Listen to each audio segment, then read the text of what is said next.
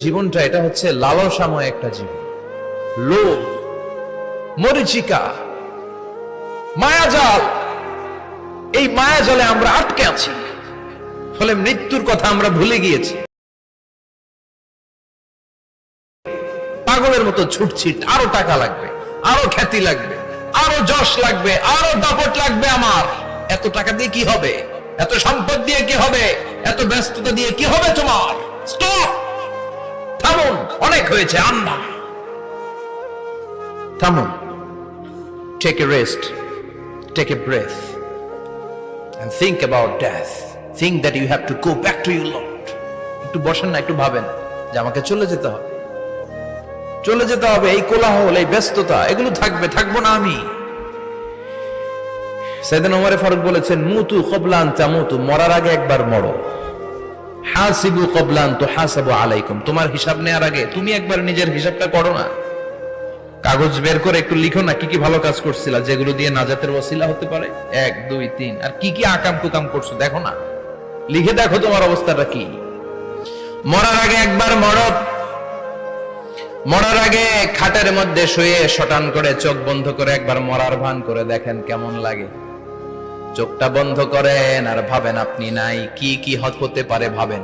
আপনার ছেলে মেয়েরা কান্না জুড়ে দিবে, আপনার প্রাণের স্ত্রী বিলাপ শুরু করে দিবে, বন্ধু বান্ধবের চিৎকার আর মাতম, স্থানীয় এলাকার মসজিদে ঘোষণা, অমুক এলাকার নিবাসী অমুক ভাই অমুকের ছেলে অমুক দুনিয়ায় নাই।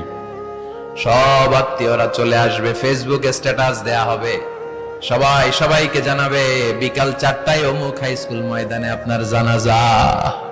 ছুটে আসবে, সবাই ছুটে আসবে আপনাকে শেষ বিদায় দিতে, গুড বাই জানানোর জন্য, আল ওয়াদা, বিদায় জানাতে আসবে সবাই। 4 তাকবীর দিয়ে আপনার জানাজা হবে, অশ্রুসিক্ত জানাজায় আপনার বিদায় হবে। কাঠের খাটিয়ার মধ্যে করে কাঁধে তুলে আপনারে কবরে নেওয়া হবে। আগে থেকে খুঁড়ে রাখা কবরটার মধ্যে আপনারে বিছিয়ে দেয়া হবে। বাঁশের কচি দিয়ে তার উপরে মাটির চাপা দিয়ে সব চলে যাবে।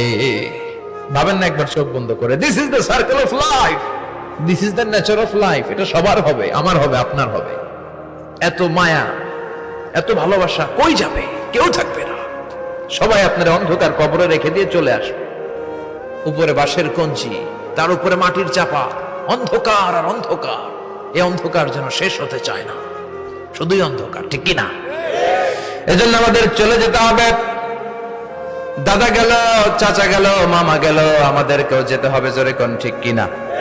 একদিন মাটির ভেতরে হবে ঘরে মন আমার, কেন বন্ধ দালান ঘর, প্রাণ পাখি উড়ে যাবে পিঞ্জর ছেড়ে,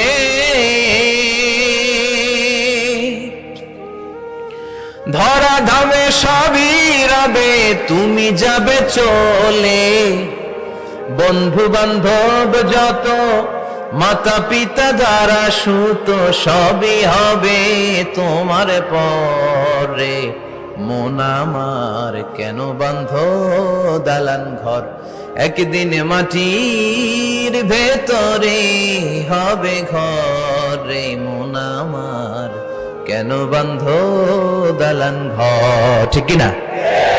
সব করে থাকবে, চলে যেতে হবে আমাদেরকে। এজন্য আখিরাতের কথা যেন আমাদের স্মরণ হয়। বিশ্বনবী বলতেন, নাহাইতুকুমান জিয়ারাতিল কবুর, আমি তোমাদেরকে কবর জিয়ারত করতে আগে নিষেধ করতাম, কিন্তু এখন নিষেধাজ্ঞা প্রত্যাহার করে নিলাম। এখন সব সময় তোমরা কবরের সামনে যাবা আর জিয়ারত করবা। কবরস্থানে জানতো